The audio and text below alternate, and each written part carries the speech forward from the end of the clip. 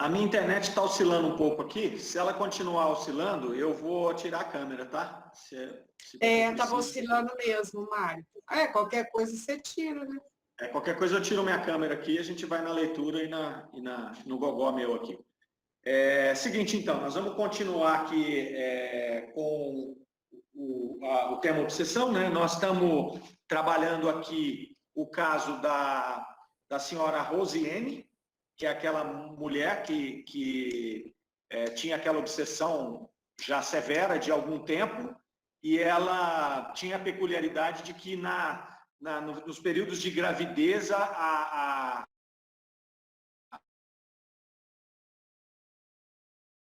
Você pode tirar a sua câmera, amigo. Tornou a congelar. Tá bloqueando. Quer que a gente tire também? Pensava, né? Mário, estão me ouvindo? Mário, ouvindo? Você acha que é melhor a gente também fechar as nossas câmeras? Não, eu acho que é só a minha aqui, Marlene. Porque, pelo visto, é a minha internet que não está boa hoje. Tudo que você falou, você vai precisar repetir, amigo, porque nós não ouvimos. Então tá. Agora vocês estão ouvindo? Sim. Sim, então tá. Agora sim. Então tá. Nós estamos estudando aqui aquele caso da Rosiane, da senhora Rosiane. Essa senhora, ela vem de uma obsessão grave, né, de longa data, e o caso interessante que a gente viu nesse estudo aqui é que no período de gravidez cessa a obsessão, né? E aí nós tivemos aí o caso que foi apresentado em uma carta para Kardec e depois várias comunicações dos espíritos envolvidos. Então nós tivemos as manifestações ali do próprio obsessor, né, que eles fizeram todo o trabalho de moralização desse obsessor, nós terminamos a semana passada com uma comunicação dele, na qual ele se identifica como Pedro. Agora nós vamos passar para uma comunicação dos guias espirituais que participaram desse processo de desobsessão. Tá certo? Eunice, você lê para nós? Leio. Então tá, deixa eu compartilhar aqui. Um segundo. Para mudar o negócio aqui, eu tenho que achar.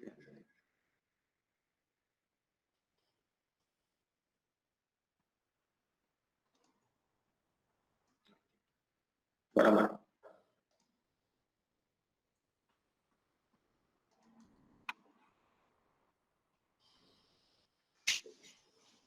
Estão vendo a tela?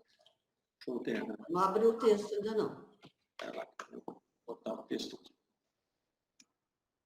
Abriu? Sim. Tá ótimo. Tá bom o tamanho? Quer que aumente? Não, tá bom. Vamos lá. Pode fazer a leitura, por favor. Pode começar? Pode. A cura chega ao fim. Agradecei a Deus que se dignou ouvir vossas preces e se servir de vós para que o inimigo encarniçado se tivesse tornado hoje um amigo, porque tem certeza, esse espírito um dia fará tudo o que for possível pela pobre família que ele atormentou por tanto tempo. Mas vós, caros filhos, não abandoneis o perseguidor nem a perseguida. Ambos ainda necessitam de vossa assistência, um para sustentá-lo no bom caminho que ele tomou, pois evocando-o algumas vezes, aumentareis a sua coragem. A outra, para dissipar totalmente o fluido malsão que a envolveu por tanto tempo. Fazei-lhe de... Não, peraí, para dissipar... Nossa, perdi aqui, peraí um pouquinho.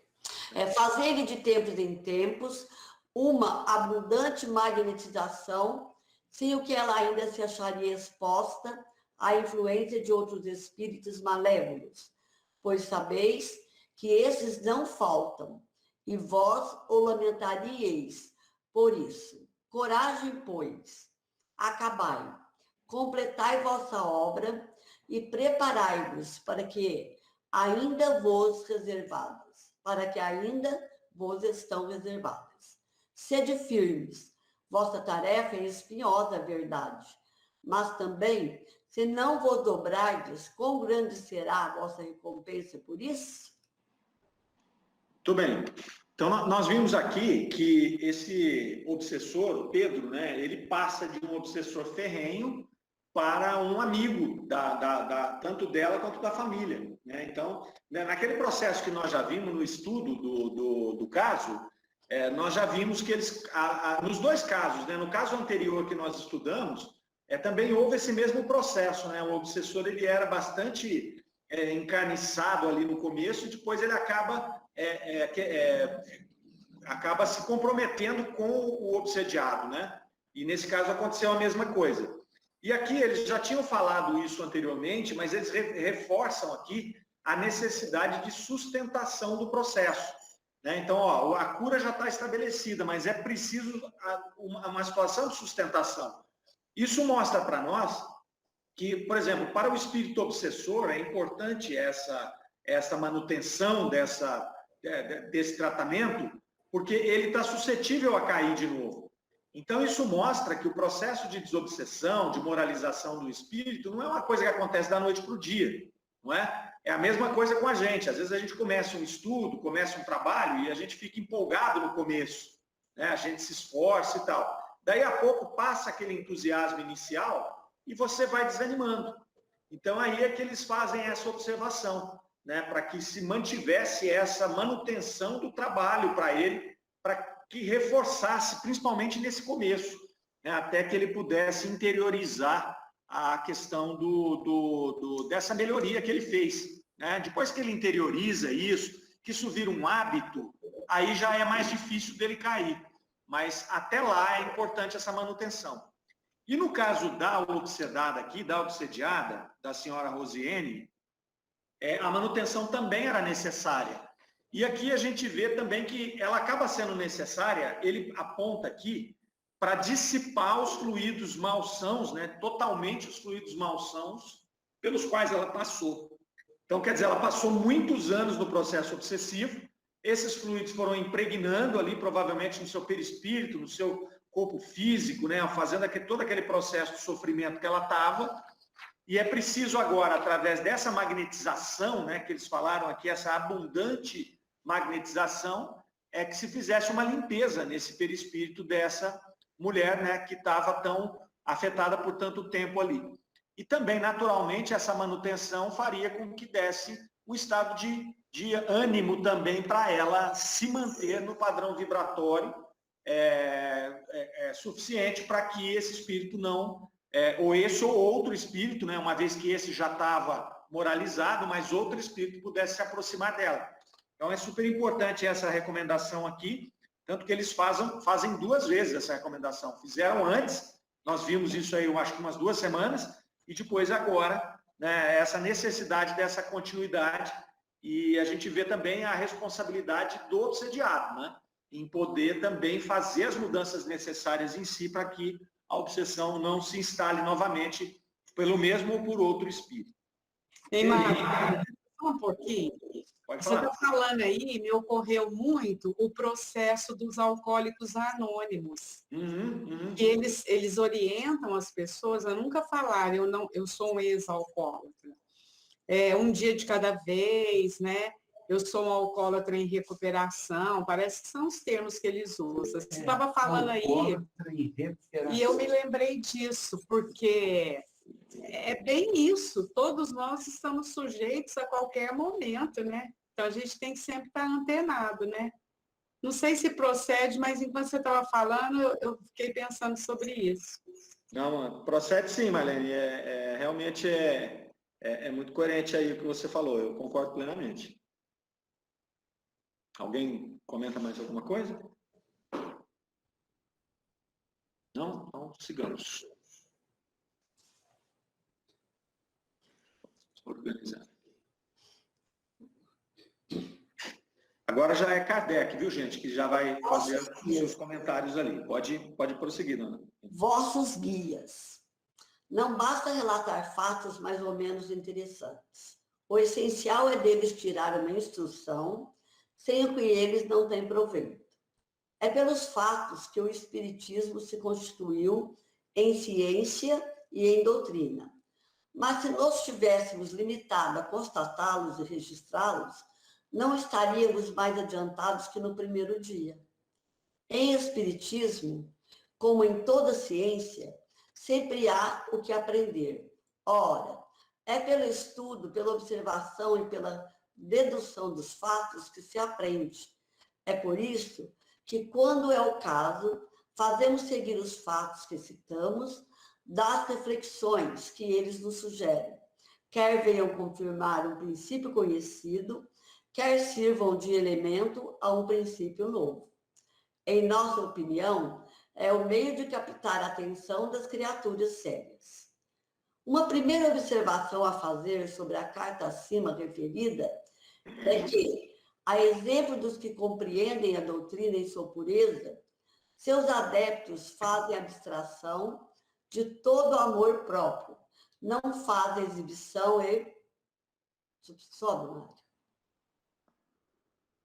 Sobe mais um pouquinho. Aqui. Não é.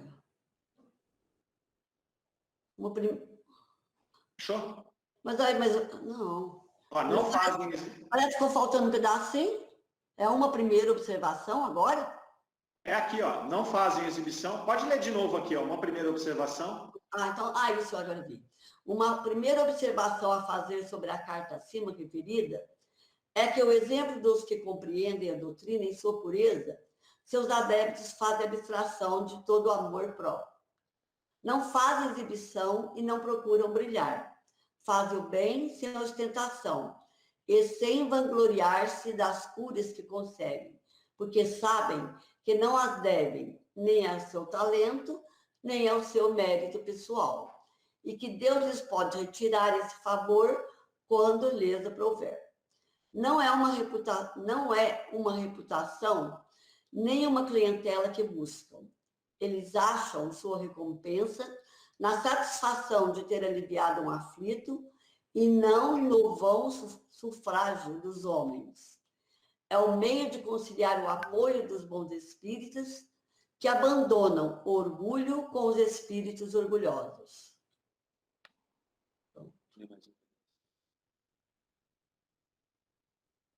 Os casos de cura como este, como os de Marmande e outros, não menos meritórios, sem dúvida, são encorajamento. São também excelentes lições práticas que mostram a que resultado se pode chegar pela fé, pela perseverança e por uma sábia e inteligente direção. Contudo, o que não deixa de ser um bom ensinamento é o exemplo da modéstia, da humildade e do completo desinteresse moral e material. É nos centros animados por tais sentimentos que se obtêm esses maravilhosos resultados, porque aí se é verdadeiramente forte contra os maus espíritos. Não é menos notável que desde que o orgulho aí penetre, desde que o bem não seja feito exclusivamente pelo bem, e que aí se busca a satisfação do amor próprio, a força declina. Certo, ok. Bom, aqui tem 3 pontos aqui que chamam a atenção, né? A primeira coisa, que agora Kardec está falando, tá? Então, a primeira mensagem que nós lemos foram dos guias que acompanharam ali aquele processo de desobsessão. Agora Kardec está comentando a carta que eles mandaram lá de Marmande, contando o caso e contando o desenrolar do caso. Kardec, então, aqui vai colocar que é importante o estudo desses casos, né, justamente para que a gente possa tirar a instrução, né, e poder entender os fatos, entender como eles aconteceram, de que forma, que mecanismo. E aí ele vai lembrar aqui que esses fatos, na verdade, constituem o que se chama de ciência espírita, né? E é o que constitui em ciência e em doutrina. Então, porque nós temos ali padrões, nós temos conhecimentos que a gente vai adquirindo, e isso vão construindo essa ciência que vai construir as ferramentas que a gente vai usar nos nossos casos, no dia a dia, hoje, 160 anos depois. Então, ele faz essa consideração aqui, e é interessante quando ele fala ali, né? Sempre há o que aprender. Então, a gente está tendo a prova nesses nossos estudos, né? A gente vai lendo e a gente vai aprendendo pequenos detalhes, né, nesse processo de obsessão que a gente trabalhou aí quase que 6 meses. A gente vai vendo pequenos detalhes que complementam aquilo que a gente já conhece, aquilo que a gente já vive aí nas questões práticas. O segundo caso que ele fala aqui nesse trecho que nós estamos lendo é a importância do que ele coloca aqui, da abstração do amor próprio, né, do desinteresse no processo. E é interessante porque anteriormente a gente já tinha falado que essa questão do interesse não é só o interesse material, não é? Muitas vezes até o interesse que a gente tem, às vezes inconsciente, de ter assim, uma atenção, né, de ser visto com algum destaque no processo. Então, esses interesses, todos os trabalhadores, sejam médios, sejam dialogadores, né, quem quer que seja, precisa cuidar para observar se não está tendo nenhum tipo de interesse, mesmo inconsciente no processo. Porque tudo isso vai atrapalhar, né, esse trabalho que é tão importante, que é o trabalho de desobsessão ali. E, por fim, nesse trecho que Kardec começa a comentar aqui, ele vai falar a respeito de que o conjunto das pessoas que atuam com esse desinteresse vão formar, né, o que ele chamou de centros sérios, ou seja, aqueles locais onde você vai obter mais resultado. Por que você vai obter mais resultado? Porque o ambiente fluídico daquele local é propício para poder ocorrer esses trabalhos, porque todas as pessoas atuam com aquele desinteresse, atuam com aquela união de pensamento e de fluidos que vão ajudar a espiritualidade, né, a poder atuar com mais tranquilidade e com ferramentas melhores. A questão da enxada amolada, que a gente também já comentou algumas vezes, né? Então, nós somos enxadas. Se eu tenho uma enxada amolada, eu vou com ela. Se eu não tenho, eu vou com a secote mesmo. Então, nós temos que trabalhar com esses conhecimentos para nos transformar em enxadas amoladas, para facilitar a vida da espiritualidade, né? E também para cumprir o trabalho com mais assertividade. Algum comentário? Bem tranquilo, né? Então, sigamos.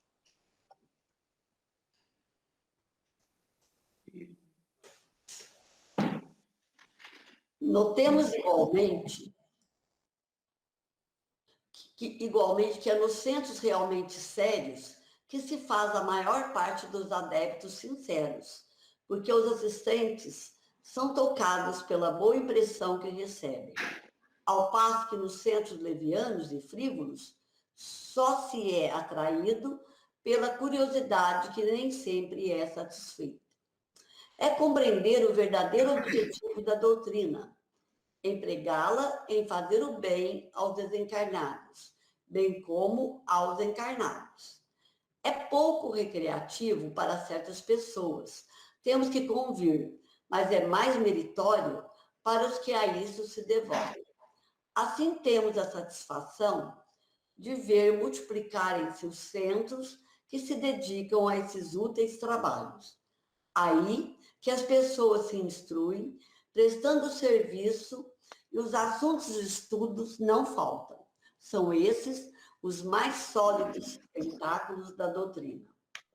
Não é um fato muito característico ver nas duas extremidades da Europa, no norte da Rússia e no sul da Espanha, reuniões espíritas animadas pelo mesmo pensamento de fazer o bem, que agem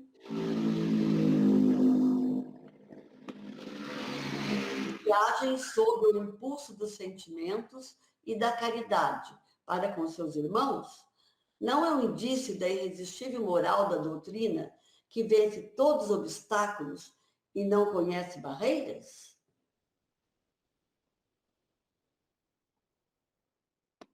Em verdade, é preciso ser muito desprovido de boas razões para combatê-la, quando se está reduzido aos tristes expedientes empregados pelo pregador de Barcelona, acima citado. Seria perder tempo refutá-los. Só há que lamentar aqueles que se deixam levar por semelhantes aberrações, que provam a mais cega ignorância ou mais da insigne má fé. Mas disso não deixa de resultar uma importante instrução. Suponhamos que a senhora Rose tivesse acreditado nas afirmativas do pregador e tivesse repelido o espiritismo. O que teria acontecido? Ela não teria sido curada, teria caído na miséria por não poder trabalhar. Ela e o marido talvez tivessem amaldiçoado.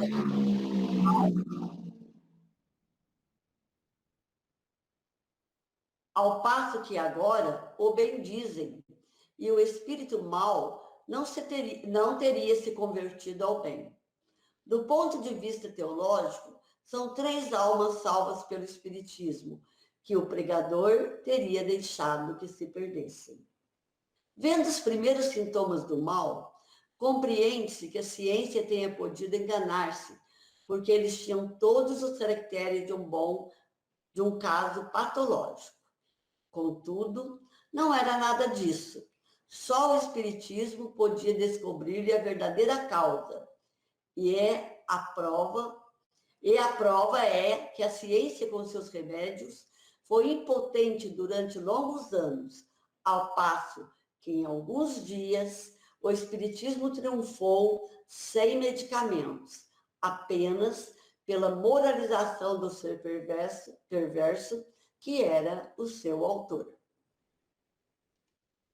Muito bem. Então, aqui, ele vai falar aqui do pregador de Barcelona, nesse trecho que nós estamos lendo, e só para lembrar, porque às vezes algum amigo não participou, no começo, lá na carta que eles enviaram falando da senhora Rosa N., o pessoal de Marmande falou sobre um pregador lá, o padre, não sei quem da região lá, que dizia que o espiritismo começou a fazer uma pregação contra o espiritismo, e um dos argumentos que ele usou, inclusive, era que como a gente iria se sentir se nossos pais, nossas mães, nossos familiares reencarnassem em um jumento, em uma galinha, né? Enfim, ele fez uma puta confusão, né? E, na verdade, o objetivo dele era, de fato, confundir, né, os adeptos da doutrina, aqueles que estavam começando a se envolver na doutrina. Ou ele não tinha lido nada, não tinha entendido o que é a doutrina espírita, ou ele fez isso justamente para criar uma celeuma ali, um choque, não é? Então, Kardec vem colocar aqui uma outra coisa importante, que é a necessidade da divulgação e do entendimento correto da doutrina. Né? Então, são nuances que ele fala, apesar dele não ter falado exatamente isso, se a gente vai lendo aqui, você vai percebendo que o interesse dele em citar de novo esse pregador era justamente chamar a atenção da importância das pessoas conhecerem e compreenderem o que é essa doutrina. Né? Por quê? Porque ele ainda coloca aqui que se eles não tivessem, se a Rosiane lá tivesse sido refratária à doutrina, se ela não tivesse aceitado o tratamento, ela ia, provavelmente o marido e os filhos iam se perder, né? Porque eles não iam ser tratados. E quando ele fala em 3 aqui, ele está falando nela, no marido e no obsessor, porque o obsessor também não teria tido a oportunidade de ser atendido, né? Então, quer dizer, se ela tivesse ido na onda do pregador, do padre lá da região dela, ela não teria permitido e não teria estado aberta para receber o tratamento.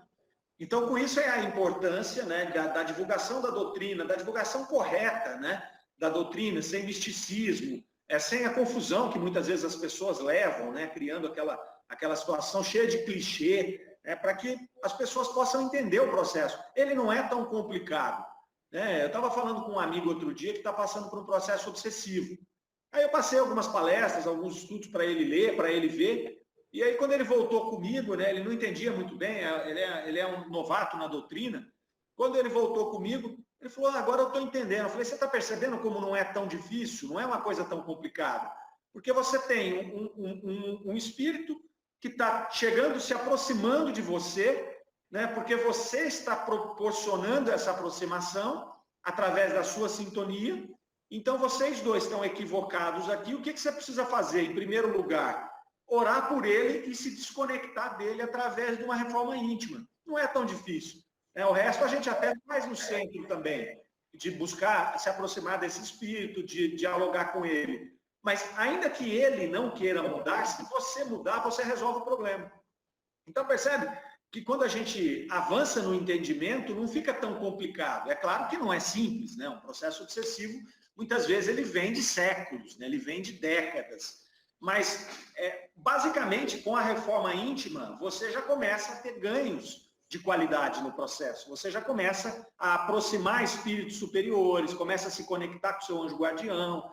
Então, enfim, esse conhecimento da doutrina, né, como ela é, do processo como ele é, de como funciona a cura, de como funcionam esses laços, né, através dos tempos, através das reencarnações, é super importante. Eu acho que é isso, pelo menos foi o que eu entendi, que é isso que Kardec coloca nesse trecho, que ele chama a atenção para essa necessidade, né? E que ele coloca o desserviço que o pregador está fazendo, né? E ele conclui aqui esse trecho dizendo aqui que da dificuldade da ciência convencional em abarcar esse processo, porque ele demonstra ali inicialmente uma coisa patológica, você faz todos os tratamentos com as ferramentas que você tem, você não consegue êxito nenhum, né? E a ciência insiste em não aceitar uma outra observação, um outro olhar. Então, era difícil, ainda é, né? Apesar que hoje nós temos já um olhar, temos muitos hoje médicos, cientistas que estão se aproximando do espiritualismo, e isso vai trazer um ganho, quanto mais se aproximar, vai trazer um ganho enorme, né, nessas questões, sobretudo das patologias aí que a gente encontra e que não tem curas na ciência convencional, na medicina convencional. Certo? Comentários? Então vamos. Silenciosos. Vamos lá. O fato aí está, ao lado de milhares de fatos semelhantes. A isso que dizem os incrédulos, é o acaso, a força da natureza? A doente deveria curar-se. E certos sacerdotes, dizemos certos sacerdotes intencionalmente, porque nem todos pensam do mesmo modo. Essa mulher foi curada pelo demônio e teria sido melhor para a salvação de sua alma que tivesse ficado doente. A senhora Rose não é dessa opinião, como ela agradece por isso a Deus e não a demônio. Ora, e faz boas obras, absolutamente não julga comprometida a sua salvação. Em segundo lugar, ela prefere ter sido curada e trabalhar para alimentar os filhos do que vê-los morrer de fome. Em nossa opinião, Deus é a fonte de todo o bem. Mas se o diabo é verdadeiramente ator, em todos os casos de obsessão, de onde vem a impotência dos exorcismos? É um fato positivo que não só o exorcismo sempre falhou em semelhantes casos, mas que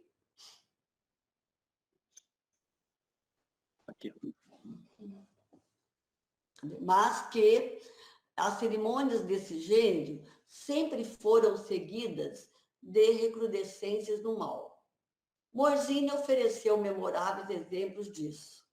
O diabo é, pois, mais poderoso do que Deus, pois resiste aos seus ministros, aquele que propõe coisas santas?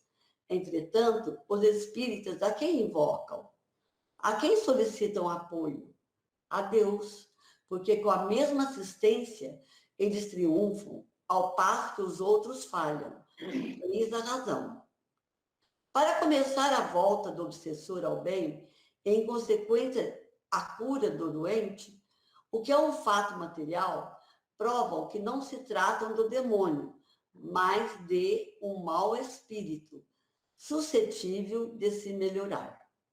Em segundo lugar, no exorcismo, não lhe opõe senão palavras e sinais materiais, em virtude dos quais se tem fé, mas que o espírito não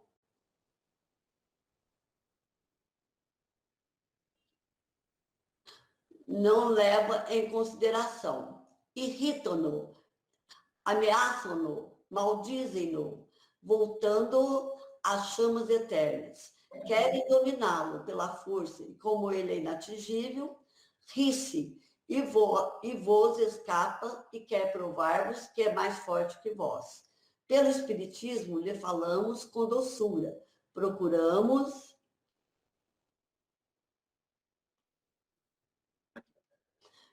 nele fazer vibrar a corda do sentimento. Mostram-lhe a misericórdia de Deus, fazemos-lhes entrever a esperança, muito docemente o conduzimos ao bem. Eis todo o segredo. O fato acima... Só um minutinho, por favor, Nilce. Só um minutinho aqui, vamos organizar isso aqui, que é interessante esse trecho aqui. Aqui ele vai falar a respeito da questão dos dogmas estabelecidos até aquele momento, né, que não aceitavam a comunicabilidade dos espíritos. Então, eles atribuíam, quando não tinha jeito de não colocar a pessoa num hospício, né, porque era mais fácil, né, dar banho gelado, bota lá no hospício e acaba com isso, né? Mas quando não tinha jeito, quando a situação era muito clara, que havia alguma influência externa ali, eles atribuíam ao demônio, né, ao diabo. Então, eles não aceitavam em hipótese nenhuma, eles não tinham conhecimento e nem depois a aceitação de que podiam ser espíritos, que esses espíritos estavam dentro de uma classe, né, como Kardec colocou dentro da escala espírita lá. Então, Kardec se dedica um trecho desse texto justamente para fazer algumas considerações sobre essa questão do demônio. Então, ele vai dizer lá, né, mas o demônio, então, é um ator que ele faz o bem, né, porque você tinha uns bons espíritos que davam comunicações e que passavam coisas interessantes. Não era só aquele que fazia o mal, aquele que obsidiava uma pessoa, né, que subjugava uma pessoa. Ele tinha também, do outro lado, informações positivas chegando. E aí ele evoca também a questão do exorcismo. Por que o exorcismo não funciona? Então, quer dizer, tudo bem, se for o demônio e se o exorcismo é uma ferramenta de Deus sendo aplicada por um sacerdote, que é um emissário de Deus, por que ele não funciona? Então, o demônio é mais forte que Deus? Então, Kardec vai construindo esses argumentos para mostrar que essa tese de que ali tem um demônio, ela é falha. Porque ele ainda coloca aqui, é um fato positivo que o exorcismo não funciona. Porque toda vez que eles tentavam fazer o exorcismo, aquilo não funcionava. Funcionava muito pouco. Então, ele começa a questionar isso. E aí ele entra logo na sequência, falando a respeito da modificação do obsessor. Então, quer dizer, se é um demônio, a gente consegue, então, doutrinar o demônio? Você consegue pegar esse demônio e fazer ele ficar bom? Também é incoerente. E aí ele faz uma transição aí nesse diálogo dele, falando da questão aí já de ser um espírito. Por que se faz o trabalho? E aí ele vai falar ali no finzinho, que é um trabalho feito com o esclarecimento, através do amor, do conhecimento. Você vai fazer com que essa pessoa reconheça que ela é um espírito e que ela tem que seguir o caminho da evolução. Isso tudo é possível e é feito dessa maneira simplesmente porque se vê do outro lado um espírito sucessivo de melhoria. É perfectível. Porque senão a gente não ia perder tempo com isso, que é o que o exorcismo fazia, Então, o que ele fala aqui? Que o exorcismo agredia, expulsava, ameaçava com o fogo do inferno, Mas até isso, Como é que eu vou ameaçar o demônio com o fogo do inferno? Ele já não está no inferno? Ele já não estaria no inferno? Não, percebe essas incoerências? São coisas que vão assim... Por isso que elas não tinham cabimento de funcionar, Então ele vai trazer isso, Que esse espírito ele tem essa condição de se melhorar. E ele só tem essa condição porque não é um demônio, ele é um espírito, e já estava explicado que era um indivíduo como nós mesmos. Como quanto mais a gente vai estudando, mais a gente vai melhorando, mais a gente vai encontrando as condições de poder modificar a nossa conduta, de adquirir hábitos e de tirar defeitos, de eliminar defeitos. Ele vai tratar aqui desses dois temas, do caso do demônio, dessa atribuição de tudo ao demônio e depois dessa suscetibilidade de melhora dos espíritos obsessores. Ok? Comentários? Vamos acabando. Aqui. O fato acima apresenta um caso particular, o da suspensão das crises durante a gravidez. De onde vem isto? Que a ciência o explique, se puder. Eis a razão dada pelo Espiritismo. A doença não era loucura, nem uma afecção nervosa. A cura é a prova disso. Era, sem dúvida, uma obsessão. O espírito obsessor exercia uma vingança. Deus o permitia para servir de provação e de expiação à mãe. E, além disso, porque mais tarde a sua cura devia levar ao melhoramento do espírito. Mas as crises durante a gestação poderiam prejudicar a criança. Deus efetivamente queria que a mãe fosse castigada pelo mal que tinha praticado, mas não queria que o ser inocente que ela carregava sofresse por isso. E por essa razão que aos perseguidores foi tirada toda a liberdade de ação durante este tempo. Quantas coisas o Espiritismo explica para quem queira estudar e observar? Que horizontes abrirá a ciência quando esta levar em conta o elemento espiritual? Como estão longe de compreendê-lo aqueles que só o veem nas manifestações curiosas? Tudo bem. Então, aqui ele vai falar novamente daquele fato interessante, né, que é a suspensão da obsessão durante a gravidez. Então, ele vai mostrar aqui, através desse entendimento da doutrina espírita e até do diálogo que se teve com os guias, né, com aqueles espíritos superiores que atuaram no processo, de que naquele momento da gravidez o espírito era repelido, né, o obsessor era impedido de se aproximar. Vocês lembram que ele falou isso numa das manifestações dele? Né? Ele falou assim, olha, eu não conseguia vê-los, porque ele não tinha condição de ver os espíritos superiores, mas eles impediam ele de se aproximar. E depois que ele foi se moralizando, ele passou a ver esses espíritos, ele passou a ter contato com esses espíritos. Então é muito interessante que, para não prejudicar a criança, que não tinha nada a ver, o espírito daquela criança que estava nascendo não tinha nada a ver com a expiação e a prova, né, da mãe. Esse processo de vingança do espírito, do Pedro, com a Rosiane, era deles, né? Não tinha a ver com os filhos. Então, eles afastavam a criança afastavam o obsessor da mãe para que a criança pudesse, durante a gestação, se desenvolver normalmente, né? Então, é bem interessante aqui essa história do espírito ter sido rechaçado ali. Aí nós estamos fechando este caso, tranquilo? Então vamos para o próximo e último caso desse nosso estudo de obsessão. Esse caso agora está em fevereiro de 66, na verdade não é um caso, né? É um artigo que Kardec vai colocar aqui, que chama Cura de Obsessões. Vamos lá. Escreveram-nos em Caderé a 7 de janeiro de 1866. Eis um segundo caso de obsessão que assumimos e levamos a bom termo no mês de julho último. A obsedada tinha 22 anos, gozava saúde perfeita. Apesar disso, de repente, foi acometida de um acesso de loucura. Seus pais a trataram com médicos, mas inutilmente, pois o mal, em vez de desaparecer, tornava-se cada vez mais intenso, a ponto de que, durante as crises, seria impossível contê-la. Vendo isso, os pais, a conselho dos médicos, propuseram sua internação no hospício, onde seu estado não apresentou qualquer melhora. Deixa eu subir já aqui, só. Aqui.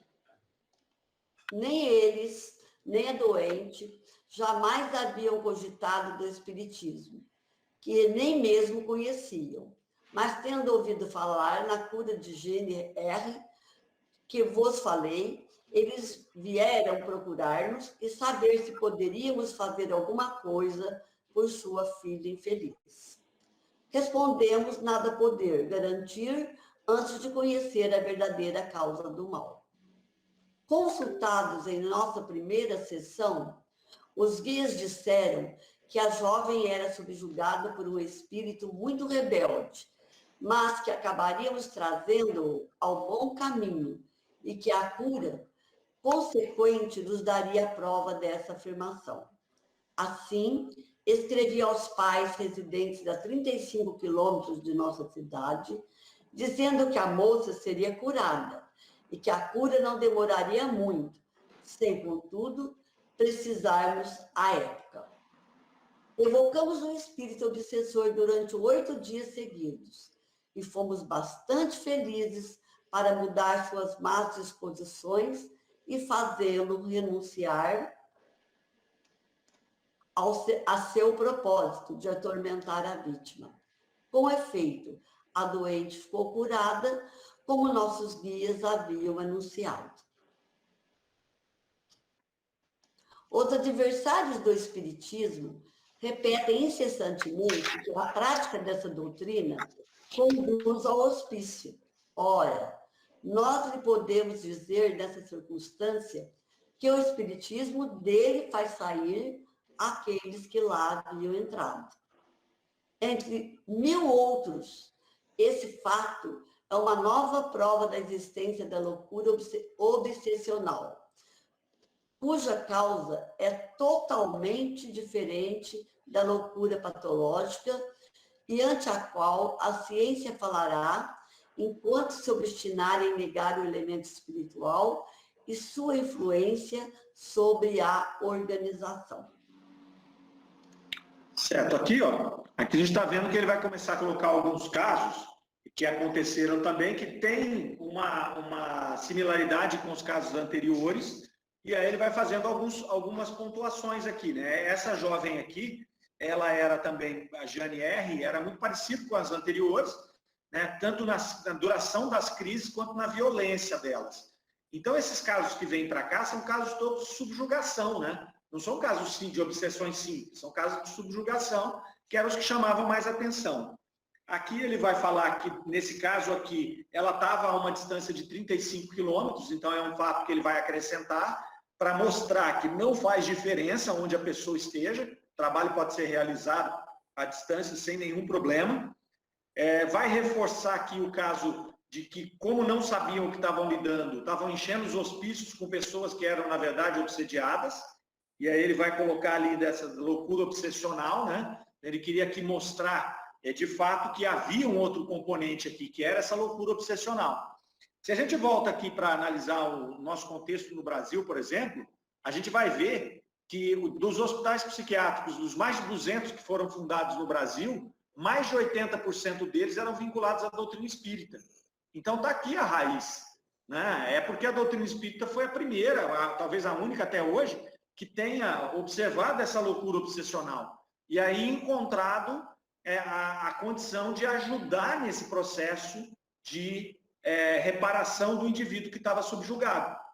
Então, se a gente parar para imaginar isso na história da loucura do Brasil, a doutrina espírita, em que pese que pode ter havido qualquer tipo de problema, mas vamos imaginar o tanto de vida que a doutrina espírita salvou no Brasil, o tanto de pessoas que a doutrina espírita ajudou no Brasil, por entender, né, assim como Jesus já entendia e já demonstrou lá, que vários casos de loucura são loucuras obsessionais.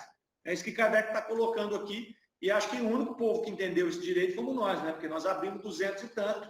Hoje ainda existem no Brasil uns 40 e poucos, os outros fecharam todos, mas temos 40 e poucos hospitais psiquiátricos, então mais de 95% deles são espíritas. Você não vê hospitais psiquiátricos de outra religião, nem católico, nem evangélico, nem nada. A esmagadora maioria dos que ainda têm filantrópicos são vinculados à doutrina espírita, né? Aqui outro ponto que chama atenção é a duração do processo de tratamento, né? Ele fala aqui que eles levaram 8 dias evocando esse espírito para que ele pudesse conseguir libertar aquela vítima desse obsessor, né? Era um só. Ok? Vamos lá. Deixa eu ver.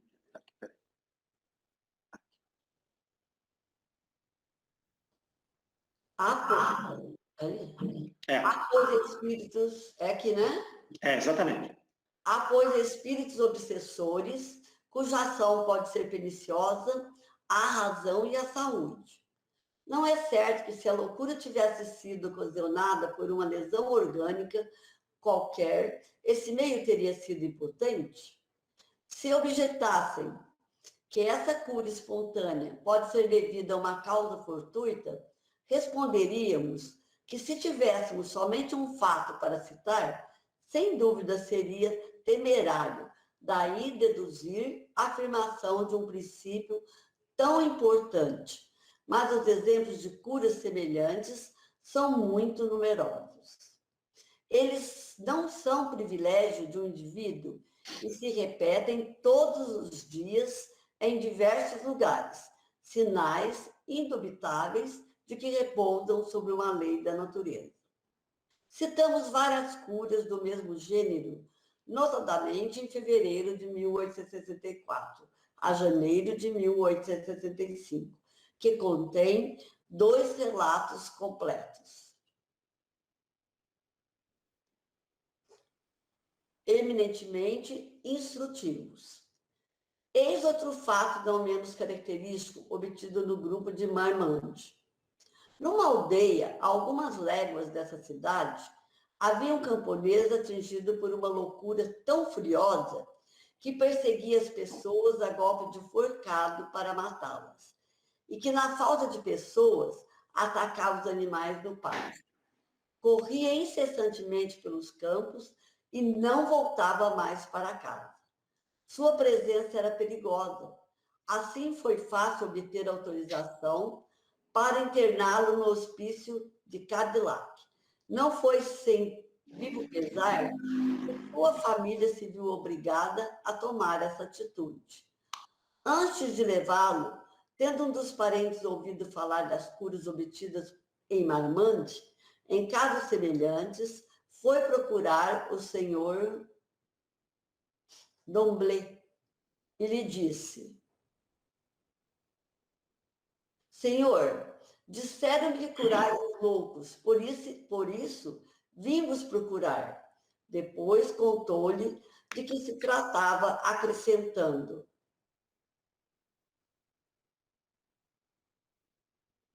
Como vedes, dá tanta pena separarmos-nos desse pobre, que antes eu quis ver se não havia um meio de evitar essa separação. Meu bravo homem, disse o senhor Domblé, não sei quem me dá essa reputação. É verdade que algumas vezes consegui dar razão a pobres insensatos, mas isso depende da causa da loucura. Embora não vos conheça, não obstante verei se posso ser útil. Tendo ido imediatamente com o indivíduo à casa do seu médium habitual, obteve do guia a certeza de que se tratava de uma obsessão grave, mas que, com perseverança, ela chegaria a termo. Então, disse ao camponês: Esperai ainda alguns dias antes de levar o vosso parente a Cadillac. Vamos ocupar-nos do caso. Voltai de 2 em 2 dias para dizer-nos como ele se acha. No mesmo dia, puseram-se em ação. A princípio, como esses casos semelhantes, o espírito mostrou-se pouco tratado. Pouco a pouco, acabou por humanizar-se e finalmente renunciou ao propósito de atormentar aquele infeliz. Um fato muito particular é que declarou não ter qualquer motivo de ódio contra aquele homem, que, atormentado pela necessidade de fazer o mal, havia se agarrado a ele como a qualquer outro, que agora reconhecia estar errado, pelo que perdia perdão a Deus. O camponês voltou depois de 2 dias e disse-lhe que o parente estava mais calmo, mas ainda não tinha voltado para casa e se ocultava nas sebes. Na visita seguinte, ele tinha voltado para casa, mas estava sombrio e mantinha-se afastado. Já não procurava bater em ninguém. Alguns dias depois, ia à feira fazer seus negócios como de hábito. Assim, 8 dias haviam bastado para trazê-lo ao estado normal e sem nenhum tratamento físico.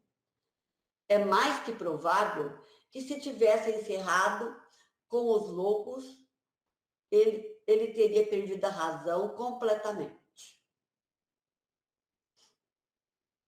Os casos de obsessão são tão frequentes que não é exagero dizer que nos hospícios de alienados, mais da metade apenas tem aparência de loucura e que, por isso mesmo, a medicação vulgar não faz efeito. Muito bem. Vamos só dar uma pequena paradinha aí. O que acontece aqui? Novamente, mais um caso, ele vai mostrar a mesma evolução, né? Um espírito muito violento e que nas primeiras comunicações ele foi pouco tratável, né? Então ele é um espírito que você tem que ir trabalhando, criando a confiança com ele para poder fazer com que ele se humanize. Foi possível também. E vejam que eles já haviam levado o senhorzinho ali para um hospital psiquiátrico, né?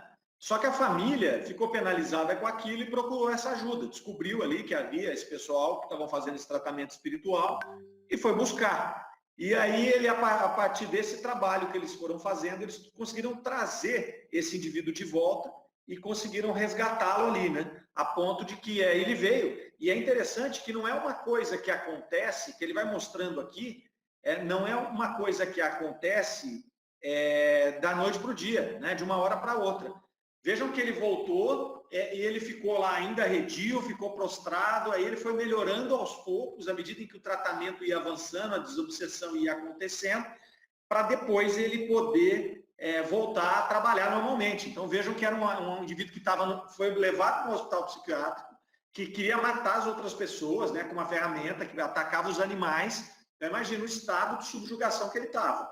Começa a fazer o processo, começa a dialogar com aquele espírito, que era primeiro muito arredio ao tratamento, e ele começa a se melhorar. Por consequência, o obsediado também começa a se melhorar. Mas ele volta para casa, ele não volta bom, dando pulo de alegria, falando amanhã eu vou para a feira trabalhar, que ele trabalhava na feira, né? O que ele vai fazer? Ele começa devagar, porque passa por aquele processo, que é um processo de desintoxicação fluídica, né? É o processo que esse indivíduo, ele passou aquele longo tempo em subjugação, então mesmo que o espírito saia de uma hora para outra, ele está impregnado com aqueles fluidos negativos, né? Então que tinham ali se agarrado. Depois, um pouquinho para frente aqui, a gente já está praticamente encerrando esse artigo, talvez não dê tempo de ler, então eu vou comentar aqui. Kardec vai dizer ali, depois do comentário final, que há 2 meios de você de levar paz a esse tipo de vítima. A primeira é subtraí-la da autoridade e da brutalidade do obsessor. Então, essa é a primeira coisa. E a segunda é desenvolver o sentimento do bem no obsessor. Então, eu achei isso aqui importante para fechar o nosso estudo aqui de obsessão, porque vai mostrando, né, que ela tem esses dois lados. Ela tem o lado do obsessor, né, e o lado do obsediado. Então, eu posso atuar nos dois. Vamos supor que eu não consiga doutrinar, dialogar com o obsessor, porque pode acontecer dele ser tão enraizado que ele não permite que eu me aproxime dele. Isso pode acontecer, né? Mas se ele não permitir e eu trabalhar o obsediado, é possível que eu interrompa aquele processo de obsessão.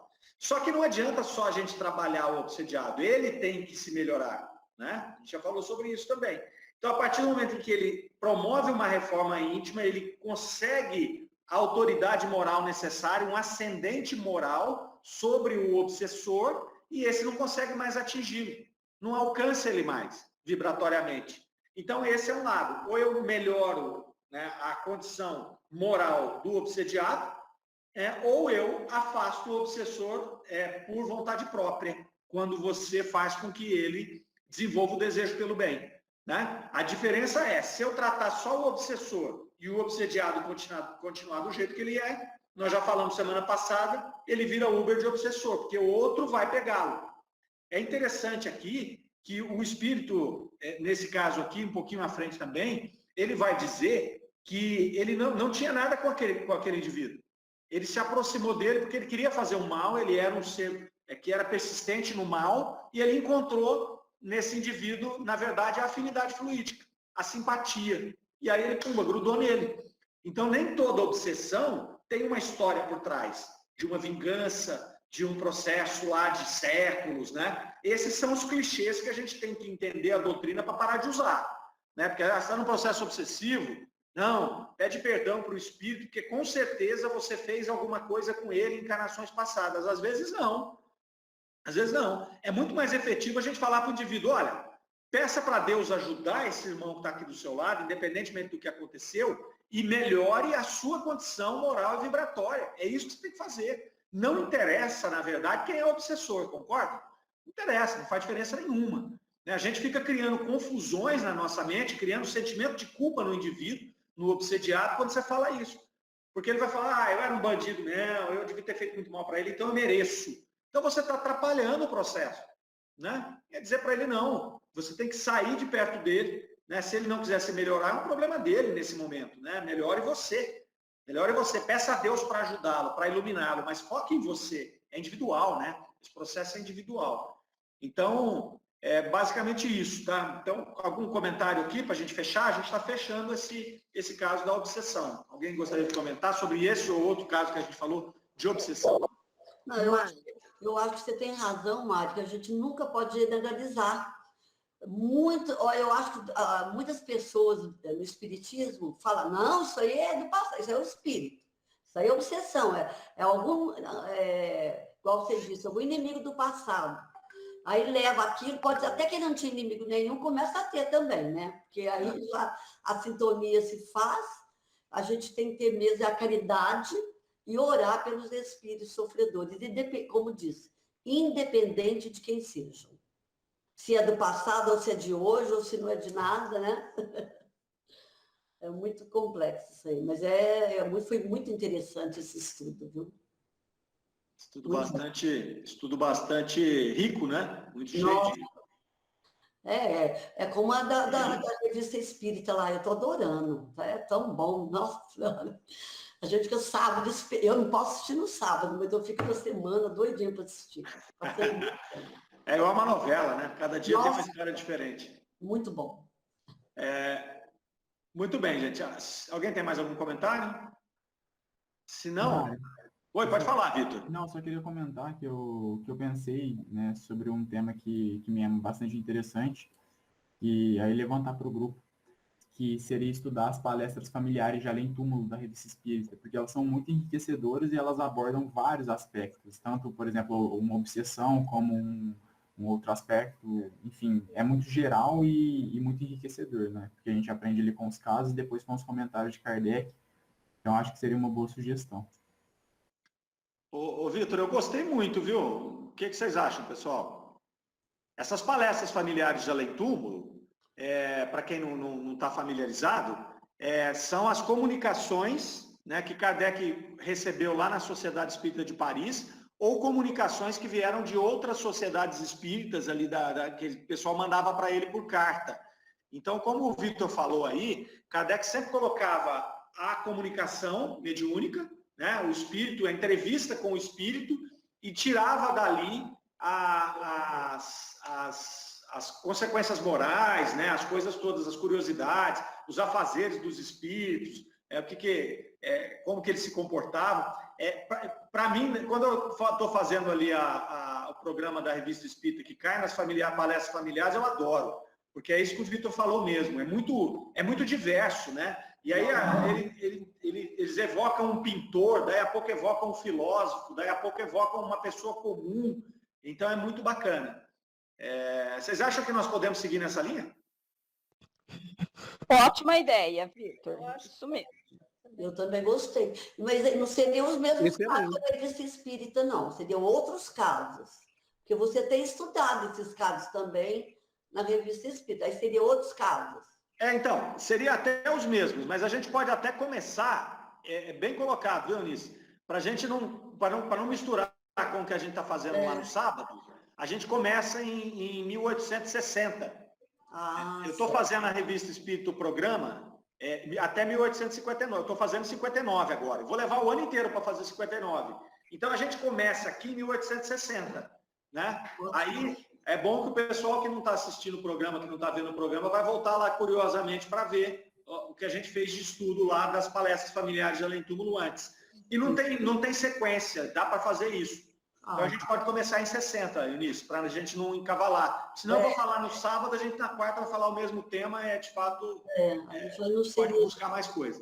Bom, aí não seria tão aproveitável, né, assim, para quem estiver assistindo os dois. Eu não sei se também tem muita gente. Eu não importo, não, de assistir duas vezes. Mas tem 10 anos, gente. Tem 11 anos. Se você tirar os 58, 59, tem 10 anos ainda de revista. Tem muito tema, muita coisa legal. Nossa, eu estou adorando esses programas da revista. Eu assisto.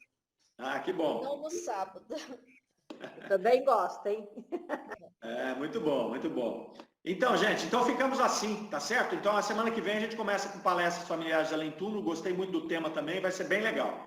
Tá joia? Então, até a semana que vem. Fiquem com Deus, gente. Obrigada. Até semana que vem. Fiquem com Deus. Boa noite.